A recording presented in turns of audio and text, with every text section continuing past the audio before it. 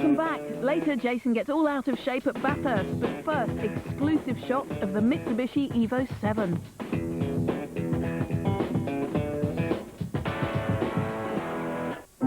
What do we have here? Caught by our car paparazzi. Only the first British TV pictures of the new Mitsubishi Evo 7, one of the hottest cars of 2001. It may look like a Clark Kent family saloon on the outside, but underneath, it's a supercar. Like the Evo 6, it's stuffed with four-wheel drive and a 2-litre turbocharged engine, shoving out 280 brake horsepower. That's nearly as much poke as a Porsche, and good enough for 150 mile an hour and 0 to 60 in under 5 seconds. The body shell's a bit chunkier than before and probably a little heavier. We'd expect a few tweaks to the massive electronic brain that sends power around the wheels looking for the best grip. But perhaps the best thing is likely to be price, around 30 grand when it comes to the UK in late summer, when it'll face its deadly rival, the new Subaru Impreza STI. And you can pick Grandma up in it.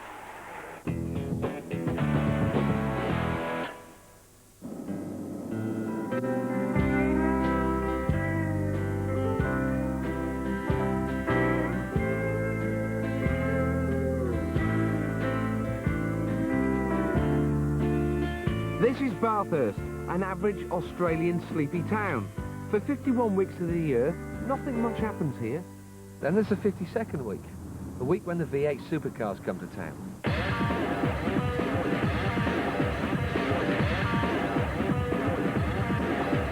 The Bathurst 1000 is the jewel in the crown of Australian motorsport and the final race of the season.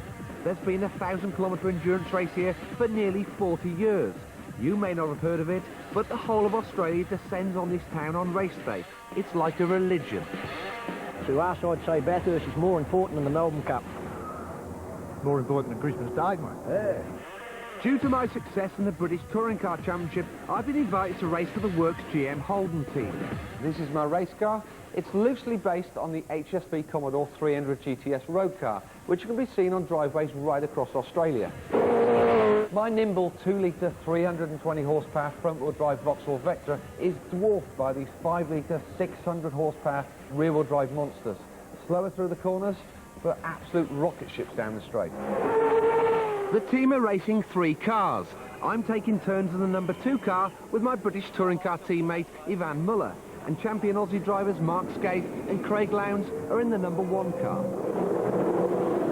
They qualified a good 3rd, but we're down to start in 19th place after a disastrous qualifying session.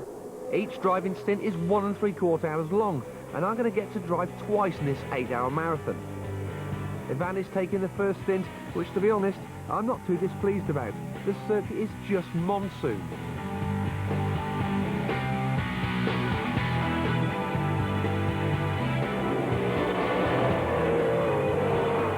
Ivan, who lost places early on, finished his stint in 19th place. Now it was my turn.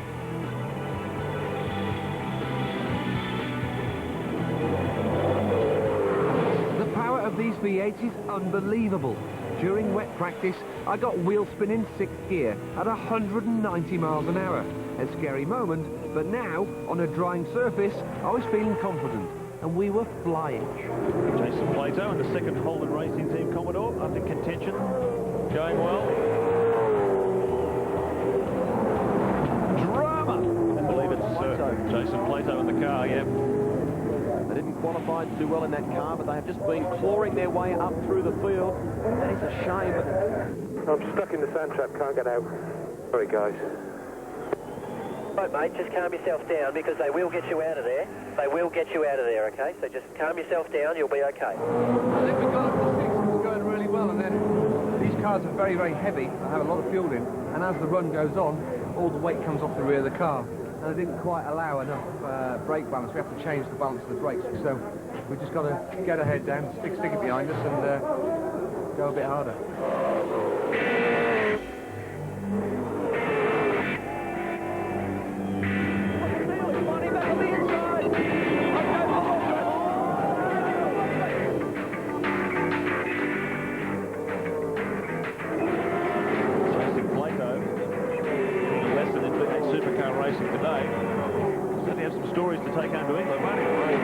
On my last stint, I fought my way back from the wrong side of 20th. and we've crossed the line a respectable 10th place.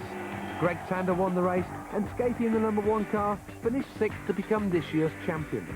That was probably the hardest race I've ever done, and I think also for a van we've had all sorts this week. Atrocious weather, no running, wet and dry in the race, and you know, one hell of an experience. Definitely want to come back and do it again, and hopefully we can get a better fit finish. 10th, not bad on our first attempt. Stop press, check out the Driven website for a special report. The first UK road test on the new Mercedes C-Class Coupe and Estate. That's 4car.co.uk from the early hours of tomorrow morning. It's the small things in life that are really important, and bigger cars than this have been brought down by the lack of cup holders and cubby holes to store your empty crisp packets.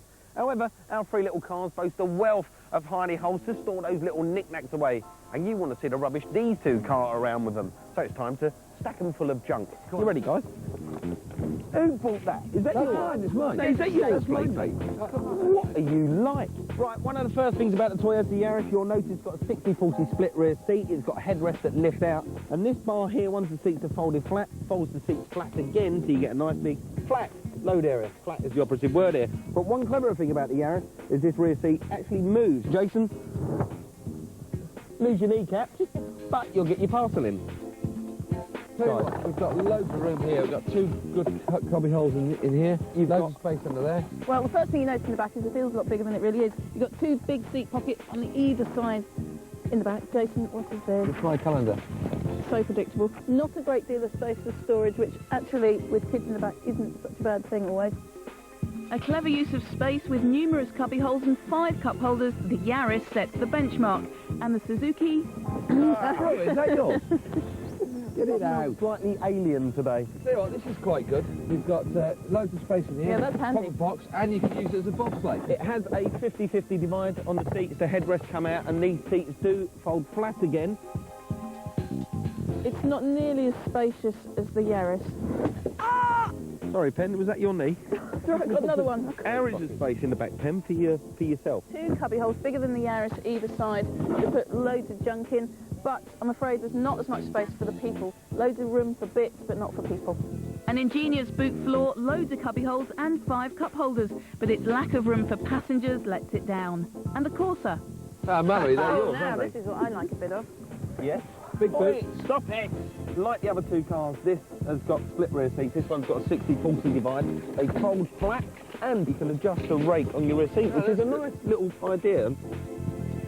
I would just like to pass this entire lot back to you. Why? Because I have not one cubby hole and not one pocket. There's nowhere to put anything. Oh, mate, you're right. There's cubby holes there. Oh, there's room for a matchbox. Awfully sorry. In terms of practicality, the only practical thing I can find with this car is that seat that rakes at the back, which is quite nice. Oh yeah, sunglasses holder. Really useful. Sweets in there. I think this car's failing is it's compromised in the sense that it's trying to be too much like a car rather than being a Supermini. Only 2 cup holders and not even a seat pocket in the back. Very poor use of space for a Supermini. The Toyota Yaris trounces the competition at the final game of the season. The Suzuki Ignis pulls off a coup and boots the Corsa into a lowly 3rd place. Right, it's time for the Driven 100, where every week we rate our 3 cars in 4 different categories: drivability, desirability, practicality and cost of ownership. Now there's 25 points up for grabs in each of those categories with a total of 100. And we're going to start with our favourite on Driven, the little Toyota Yaris. First, it's drivability. They slapped the 1.3 engine in it, and all of a sudden it's transformed. It's a fun, funky little car. That's 16 points, but what about the Corsa? This is, of the bunch, the most drivable car. More substantial and sure-footed on the road, Yeah, isn't more it? stable. And so it scores a steady 17. And the Ignis? It was a bit wobbly, it wasn't very feel stable. wibbly-wobbly. And it just, whoa, going past that lorry, it was scary, you know. Scared us rotten, actually, so it only gets 13 points. Next, it's desirability and the Toyota Yaris. It's funky, it's fresh, it's got a great little face. I'd much rather be seen in one of these than any other Supermini.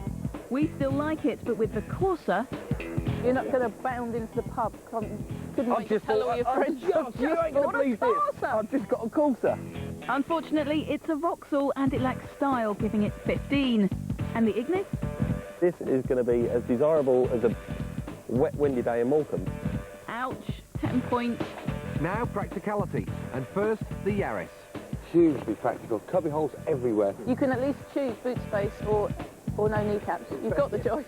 Cubby holes, cup holders, plus that sliding back seat means a good 18 points.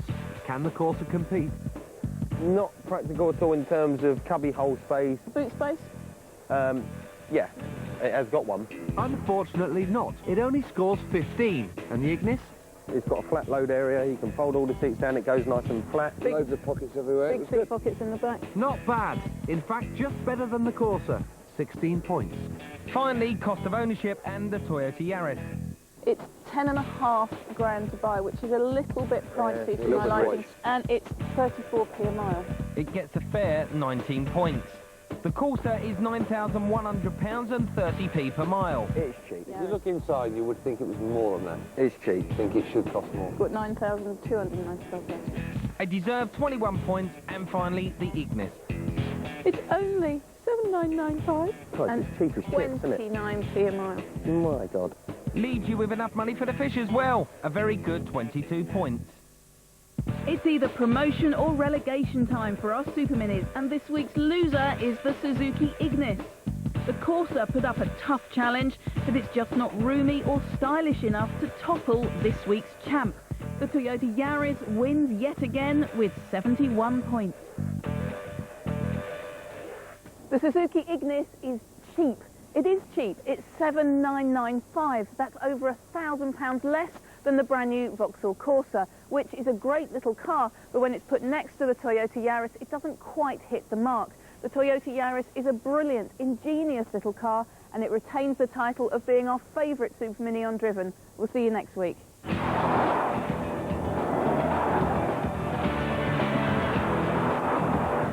And on next week's show, it's jaw-dropping time in our drop-dead gorgeous drop tops. The highly desirable new BMW Z8 gets its first UK showing against the established Posemobiles, the Porsche 911 Carrera 4 and the Jaguar XKR.